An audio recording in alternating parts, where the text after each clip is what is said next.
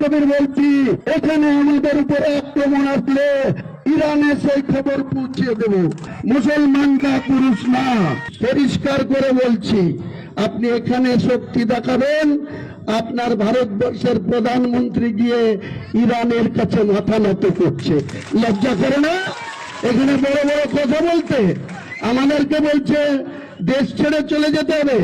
ভারতবর্ষটা হিন্দুরও, ভারতবর্ষটা মুসলিমেরও।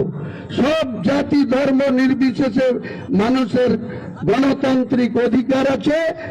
কে কোন জামা কাপড় পরবে, কে কি খাবে, কে কোন রঙের জামা কাপড় পরবে, সম্পূর্ণভাবে তার নিজস্ব অধিকার সংবিধান তাকে দিয়েছে।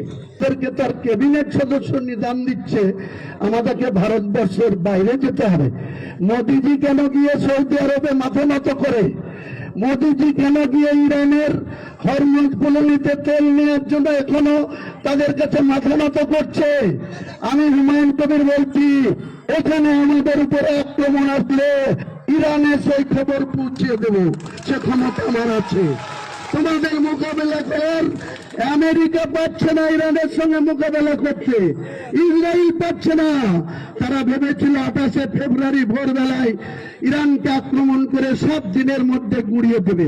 আজকে 6 মাস হয়েছে, ফেব্রুয়ারি থেকে আজকে মে শেষ হতে যাচ্ছে, এখনো ইরান পিছু হটেনি। 10টা বোমা খেয়েছে, তার প্রতি অন্তরে 8টা বোমা মেরেছে। কাজেই আমরা মুসলমান জাতি, আমরা কাপুরুষ না, আমরা কারোর উপরে কোনো আক্রমণ করতে চাই না। আমরা এখনো ভারতবর্ষটা হিন্দুস্তান হয়নি। সংবিধান দিক থেকে এখনো ভারতবর্ষ ধর্ম নিরপেক্ষ একটা রাষ্ট্রের নাম। সেই পশ্চিম বাংলায় ক্ষমতায় এসে শুভেন্দু অধিকারী হাতির পাত পা দেখেছে, যেখানে যা খুশি করবে আমাদের উপরে। তুমি যেখান থেকে এমএলএ হয়ে মুখ্যমন্ত্রী হয়েছে, আমি এখানকার এমএলএ, আমি কোনো অন্যায় করব না, আর কোনো মতেই তোমার পুলিশের কাছে মাথা নত করব না, কিছু হটবো না।